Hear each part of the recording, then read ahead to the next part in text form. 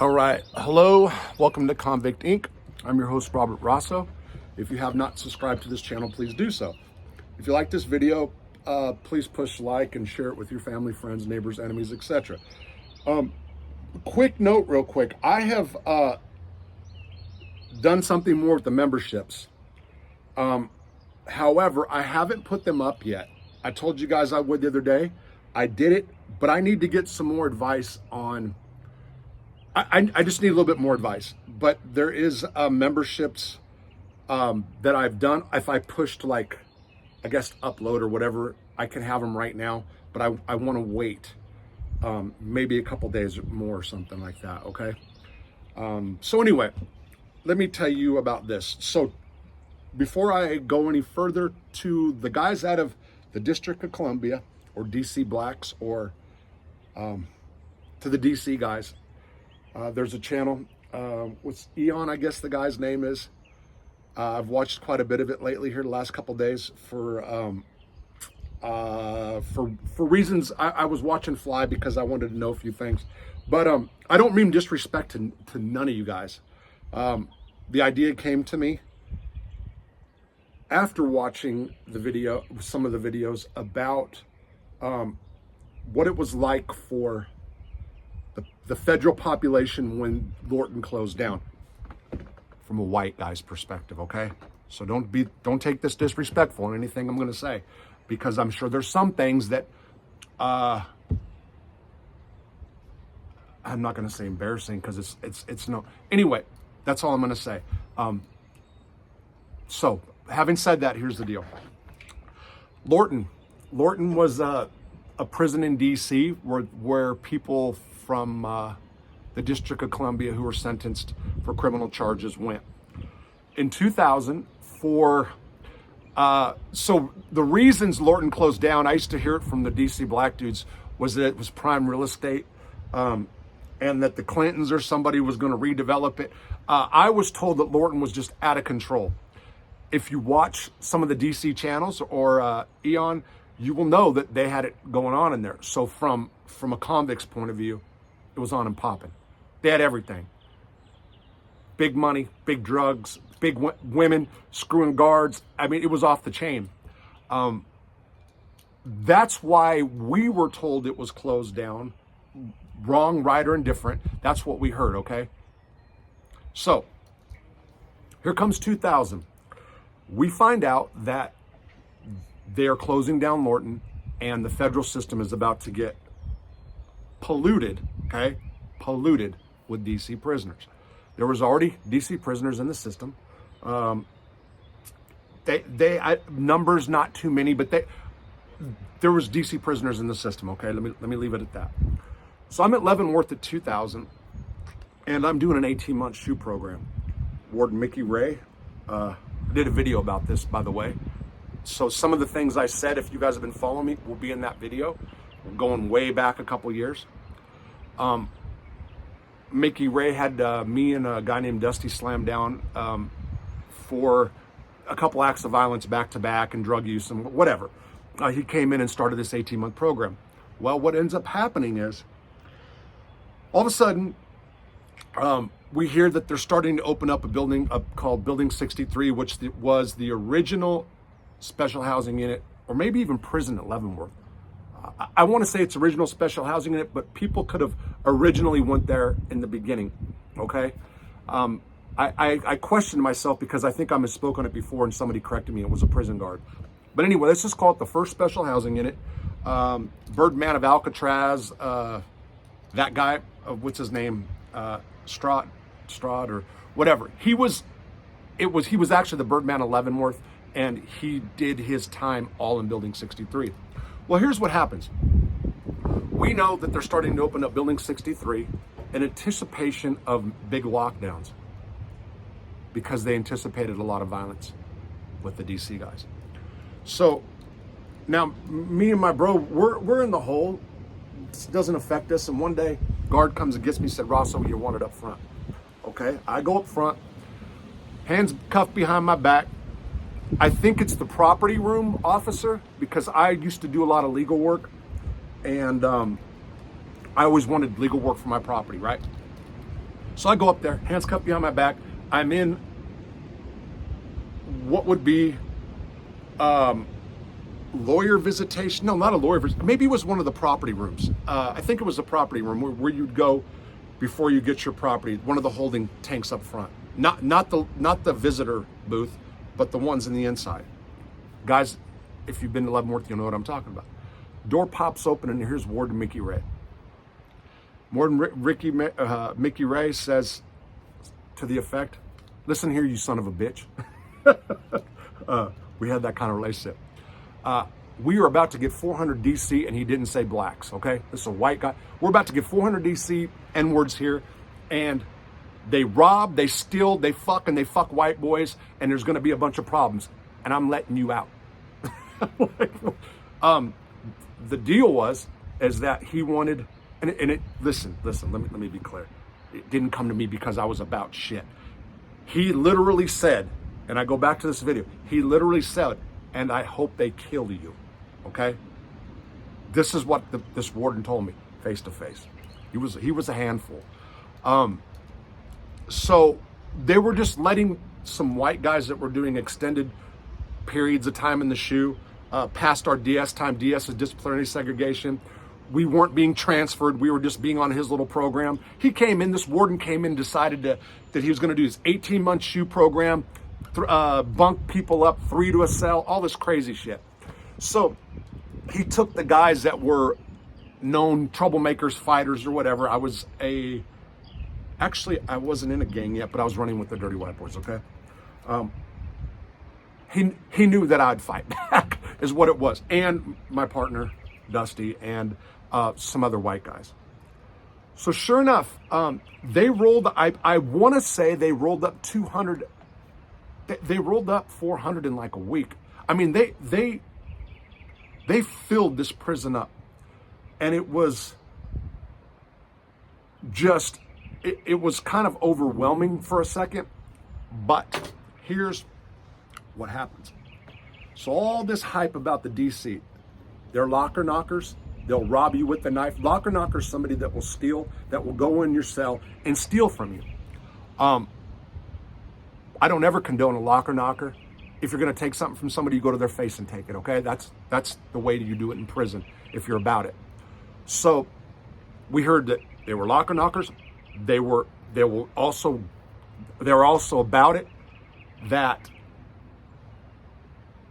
it was well put out there over the system that they all fuck boys, okay?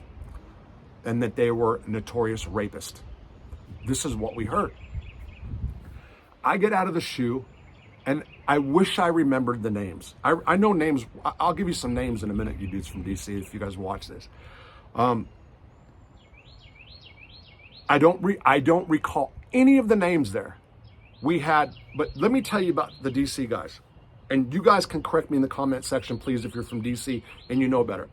The DCs weren't just one big group of people. You had the DC Muslims, and then you had the DC Black Jews. But I think there was a couple different, I think there was different factions of Muslims. Again, I'm asking you guys, if you know, go ahead and put it in the comment section. So, because I want to be as on point as possible. One thing, if I don't know what I'm talking about, I don't mind being corrected. If I make mistakes, I don't mind being corrected, and I'll come back and I'll tell you. We'll talk about the Barry Mills video I was going to do on Thursday at a later time. Anyway, they come in, and we have like one of the big leaders. I'm not saying he was a shot caller. He was a high up in the DC Muslims. Okay. We also had another guy. This dude just sat in his cell and made knives on. He was crazy as fuck. And if you've seen the video, he got me with this pee. This son of a bitch was in the SHU. I was an orderly drinking, and this fucker actually pissed in some wine that I drank from DC. He got me, okay? I forgot this dude's name, but anyway, he was crazy. All the DC dudes looked at him kind of like he was crazy, but anyway, yeah, he did. He got me, and I don't care about putting that out there. This fucker got me. So the DC dudes were not what people were saying. I cannot say that that some of them didn't engage in homosexual activity, because I know when the leader of the Mexican mafia, Negro, ADM, M. I always say that because people clown me for saying Emmy. When he had a Sereno that decided to turn into a girl, and Negro was actually having sex with it too, he pimped the thing out, and the DC dudes were lined up, okay? $25 a hit, $5 a hit. Go in the cells for blowing them. And there was quite a few DC dudes lined up for that, okay? But, man, us white dudes didn't have no problems with these guys. And mind you, this is when, or in the aftermath of the DC Aryan Brotherhood War, which I don't even want to talk about. That's fucking on YouTube. It's exhausting, all the stuff that's being done about that. And I really like it when I hear of the people that were there and in the know, instead of guys just like me who, well, I do know some things about it. But anyway, let's forget about that. So, most of the dudes got high from DC. I got high. We got along great. I don't care about what they did with boys as long as they weren't raping white dudes or taking white dudes' ass or trying me. They actually did good business. I don't remember at Leavenworth any of them robbing or stealing. But what did happen is they had problems with other black groups. Crips. I think the Crips was the first one. The other black groups and the other black gangs hated these dudes. White dudes, we had no problem with them. Like I said, man, they were you know, I did a lot of heroin then, okay? I'm not proud of it. I'm stating a fact. That's how it was. I'm calling it like it is. So I did business with these dudes. I mean, you know, I got high. I would never use a syringe after them because I'm white and I go by California rules. I wouldn't eat with them, smoke with them, and stuff like that. Again, that's California. That's West Coast shit. I stayed on that in prison. But there were some good guys, man. I mean, you know, for the prison setting, and they were nothing like the hype that they portrayed. Now, we get transferred. The members of the Dirty White Boys. This is in 2000 and into 2002. We get transferred to Lewisburg. There's 5 of us. We were the first white gang to enter Lewisburg since the ABDC murders. Okay. That was Warden Mickey Ray, who became the regional director of the Northeastern region, handpicked the Dirty White Boys he hated to send there because he anticipated there was going to be a problem, that we were going to get our ass poked full of holes. He did. He absolutely did. And we were not so sure that was going to happen. Moreover, they wouldn't put any of us in the same block. So the 5 of us had to go to separate blocks. So we were on our own. I ended up in F block, which was absolutely if you guys hadn't been, if any of you guys have been to Lewisburg, I don't know what year they did it, but they remodeled one of the ends. F block, H block, J block, I block. That end got redone. A block, A, B, C, D all stayed the same, okay? I get put in F block. And they put me in this dude named Andy. He was out of Connecticut. I did a video about him. He got fired for farting down at Laundry. There's a video about that. And but there was like a handful of white guys in that block. Rob was upstairs. Frankie DiPietro wasn't there yet. Tommy Reynolds, which were Italian. Rob was from Maine, kept to himself, little soldier. Shout out Rob. He was military's type of guy. That's what the way he acted is what I'm saying. But this was a block that was like DC'd out. It was all these dudes from DC. Man, what was the dude's name? Charles, oh, I can't believe his last name. He was up on the 3rd floor. He ran a store. He had glasses. Military prisoner. I think he blasted 2 cops. He was doing a life sentence. From Don Juan was in the block. He's from DC. I think he had an issue with cops too, but Don Juan and I became really close. Now, what ends up happening is after I got comfortable there, after we realized, so there was for a minute a little bit of tension because the DC dudes think that everybody with the shaved head and the goatee that's maybe either that's skinhead, dirty white boy type is all ABs. They all think we're ABs, okay? So this is just their general consensus. Look at the white dudes with the bald head. Those are some ABs. What are they going to do? They're going to try to rock us to sleep again because they were rocked to sleep before by the ABs. So there was some tension. I had a little snitch DC dude. This dude was a homo thug for real. That's actually a term, homo thug, that come out of DC. I heard it on NPR, actually, National Public Radio, and it is what it is, it sounds like. But for sure, he was a homo thug. His name was South. I started a store about a year after there, and Charles, who'd been there a while, worked Unicorn, been down like 20-something years, maybe even 30. He was a little pissed, and he rode some of the DC dudes about fucking with white boys. Because I opened up this store, and it was massive. And I gave credit. And it just so happened that this block, I think Don Juan was behind that, telling him to make sure that they pay me. But this little snitch, my DC homo thug snitch named South, and it's true, it's what it is. He used to come and tell me everything the DC dudes were talking about. And no, by the way, never fucked with boys, never would, and I'm gonna get that in a different video. But never in my life. But this dude was for sure. Would have went that way if that was what I wanted as the impression I got. But anyway, South was like my little rat. So if there was anything that was going on with the DC dudes that was about white dudes, he came to me. Well, one day he did, and I don't know if it was one of my brothers or whatever, but there was issues where they were tripping on us. And this is after like a year and some change that were there. So the dude that I had to go talk to was a dude named Tony Hammond. Tony Hammond or Tony Hammonds. They said he had the yard, and there was nothing after that, you know. But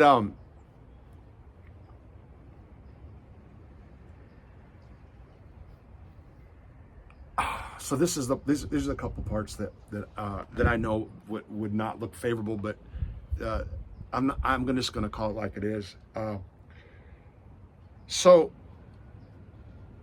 one of the things I learned at Lewisburg was that if you were a sex offender or even a rat, sex offender for sure, and even some bad sex crimes, if you took your jihad, that protected you. So there was sex offenders in the DC Muslims, quite a bit, and that's not just out of DC. That's in general. That's everywhere. Big saying in the feds is that a lot of the guys that, again, guys, this isn't criticizing Islam. This isn't putting down a race. This is what I heard or know to be true as well. If you take your jihad and you have a fucked up case, they'll forgive you. You're forgiven, I guess, in the eyes of Allah. I guess that's not mine to speak on, but I know for sure that there was a bunch of sex offenders. And my little DC snitch was the first one to tell me about it. So,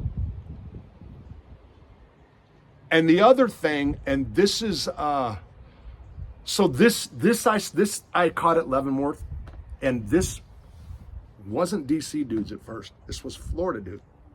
There's something called gunslingers or jackers. I call them mad jackers. That is dudes that openly masturbate to women or men or objects, whatever. They pull out their shit and they start jerking off. There were so many of them from DC at Lewisburg. And I'm going to tell you the states that this is in a lot of prisons in the South, okay? Florida, North Carolina, and DC. It's really, really, really bad about this. I don't know what's in the water. I don't know what compels them to do it, but they will also do it in groups. Leavenworth, they had doors, spots where they can watch women walk up the walkway. And I'm talking about just women dressed in clothes. And there was like a couple of them at the door fucking getting it. You know what I mean? That was at Leavenworth. Those dudes were from Florida. In Lewisburg, they actually, I think that when they opened up the new shoe, so they rebuilt a special housing unit. They opened up a new shoe at DC. New shoe at Lewisburg. The bottom floor in 2000 and 2002 was all mad jackers, and every one, it was called the DC range, the cops, white racist cops. Now you guys we'll say that. They would go to the rat cage. I know it's somewhere because I was writing a book and I know I got this guy's name down, but there was one like the shot caller for the jackers. They would go to the rat cage, and I am telling you how far back. Let's say, for example, the farthest tree or something you can see in this video back there, there was like a guard tower. This is in the rat cage, and they're set up like little dog kennels, okay? These dudes would get out there during rec time, and they would like blockade one of their brothers or a couple of them, and they would sit there and they would jack, watching masturbate, looking at the silhouette. You could not see an actual woman. You can see the silhouette of a woman and just getting it every day. Again, I am not saying that only happened out of DC, and I did not say that to be disrespectful. I am calling it like I remember it, what had happened after Lorton closed down, and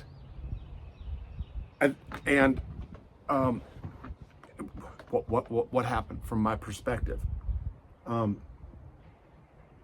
I got real close with Don Juan in F Block. We did business together. He's still in prison. I don't know his situation, so I'm not going to elaborate. But it was there was some serious stuff, and he was somebody I considered a friend. I heard he went to Petersburg, and then they turned Petersburg into that Chomo camp for a second, or he stabbed somebody there. Then he might have went to Big Sandy or something. But man, that dude was golden. Tony Hammonds, Hammonds or him, yeah. But a lot of good dudes out of DC, So I don't just want to leave that there with the sex offender Muslim thing or the jacker thing, okay? I don't want to leave this video just saying that with that impression.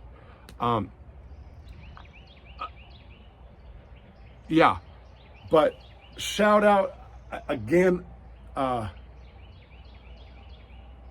I want to stress that there was so much hype on those dudes from DC. I mean, the system, there was so much surrounding those dudes about when they came there from Lorton, about what it was going to be like, and it was nothing like that. Even in Lewisburg, and what I just said, and about the jack, they were so misjudged, in my opinion, in my view. Okay, and I'm going to tell you, okay, look it straight out. Blacks, Mexicans, they said they're nothing but fucking animals. I heard somebody from DC, I think it was Fly, talking about how they were different. They are different. Because they were isolated at Lorton, I guess, and with probably no white people or Mexican or something like that. But that doesn't mean that they were animals. And there could be white dudes that are going to criticize me or whatever like that. It doesn't. Different for sure. But nothing what the hype was said. And like I said, great business with some of those dudes. And I got mad respect for a bunch of them. Take care.